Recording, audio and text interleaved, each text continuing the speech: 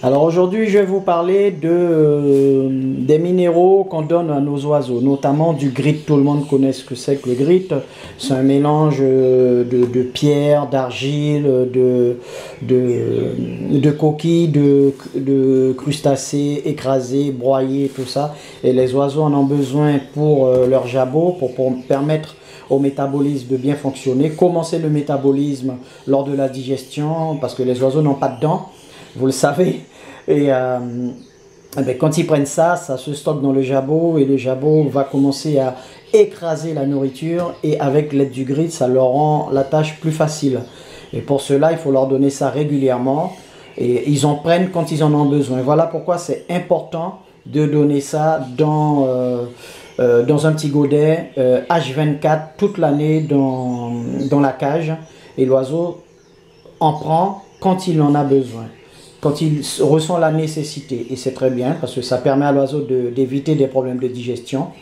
Et comme le jabot c'est un organe musculaire, donc ça permet de broyer la nourriture en premier lieu avant de passer dans le proventricule ou le ventricule succenturier pour continuer à transformer la nourriture en nutriments pour l'organisme, pour subvenir aux besoins de l'organisme. Ensuite, vous avez d'autres types de minéraux. Là, par contre, c'est plus ciblé sur du calcium. Là, c'est pas la même fonction. Là, c'est l'apport direct en calcium que l'oiseau va avoir. Là, il va en avoir, mais très peu. Là, c'est plus dans le côté, je dirais, physique de transformation. Alors que là, c'est vraiment le côté nutritif. L'oiseau va le manger vraiment. Il va le manger et ça va être broyé pareil grâce au grit. Et ça va se transformer notamment en potassium, en sodium et en calcium. Là, il y a une quantité d'environ 25%. C'est très bien, donc ça aussi. Et vous pouvez faire le mélange. Et après, l'organisme fera la différence entre les deux. Il pourra trier les deux. Mais vous pouvez faire le mélange sans problème. Donc je donne un petit peu dans le gris, dans les petits godets qui sont représentés par, comme ça par exemple, non, au fond là-bas.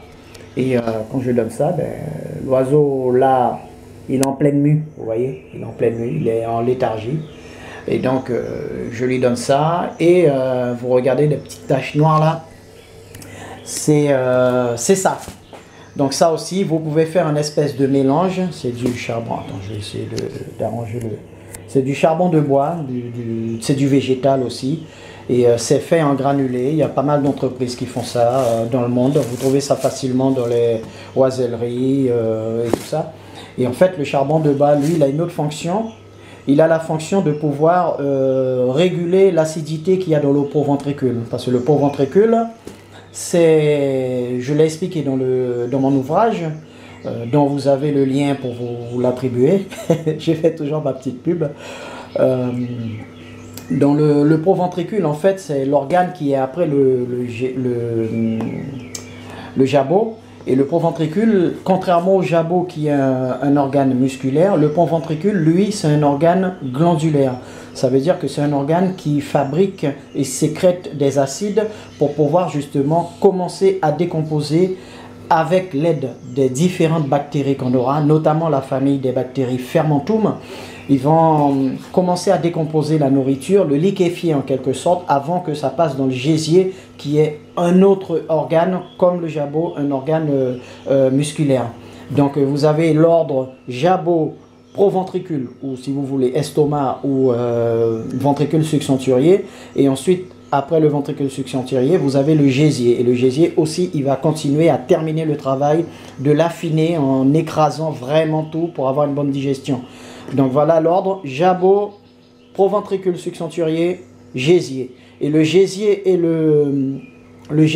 le proventricule, ils travaillent plus ou moins en alternance parce que le gésier, quand c'est pas assez broyé, ça va remonter dans le proventricule et vice versa, ça va redescendre. Et ça peut faire un circuit en boucle comme ça jusqu'à ce que la nourriture soit vraiment puisée de tous ces nutriments pour pouvoir le propager via des vitamines dans le corps de l'oiseau, partout dans l'organisme de l'oiseau pour pouvoir subvenir aux besoins de l'organisme. Le charbon de bois, en fait, il va aller dans le proventricule pour pouvoir réguler l'acidité. Parce que dans le proventricule, étant donné que je vous dis que c'est un organe glandulaire, il fabrique des acides. Donc il dit acide, ça veut dire qu'un pH qui descend à moins de 7. Donc d'accord, donc vous avez une graduation du pH. Le pH, ça veut dire potentiel hydrogène. Et dans ce pH, vous avez le 7 qui est à 0 pour nous, c'est le neutre, ça veut dire que c'est ni trop acide ni basique, c'est vraiment le côté neutre. Et quand ça descend à 6, 5, 4, 3, 2, 1, 0, plus ça descend, plus ce sera acide. Et vous retrouverez par exemple la composition du vinaigre, du citron, de la tomate, de l'acide gastrique et ensuite de l'acide chlorhydrique. C'est le plus acide qu'on a sur la planète. Et au-delà de 7, ça part 8, 9, 10, 11, 12, 13, 14. Là, c'est de plus en plus basique, ou plutôt, si vous voulez, on utilise un autre terme, alcalin. Et là, c'est de plus en plus pur. Et c'est pas très bon de boire trop alcalin, notamment pour nos oiseaux, parce qu'ils ont besoin de ce taux d'acidité important dans le pot ventricule pour pouvoir justement décomposer la nourriture. Si l'eau est trop alcalin, l'oiseau aura un problème de digestion, parce que les acides n'arrivent pas à décomposer les aliments.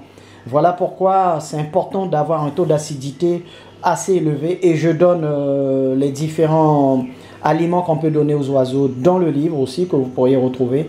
Et le charbon, justement, permet aux aliments de ne pas trop descendre en alcalin, en acidité. Et ça, c'est très bien de donner du charbon de temps en temps aussi. Enfin, je le mets pareil, hein, vous regardez mon mélange, j'ai tout mis dedans. J'ai fait mon mélange moi-même et je fais mon petit mix en fait, où je mets du minéral et du charbon. Et le charbon empêche justement d'avoir un taux d'acidité trop élevé. Ça veut dire plus côté 1, 0. Donc ça permet d'empêcher empêcher l'hyperacidité du suc gastrique. Donc voilà, ça c'est super important, donc je vous le dis. Et je vous dis à bientôt, c'était un petit conseil et puis un petit savoir que je partage avec vous. Passez une bonne journée les amis passionnés.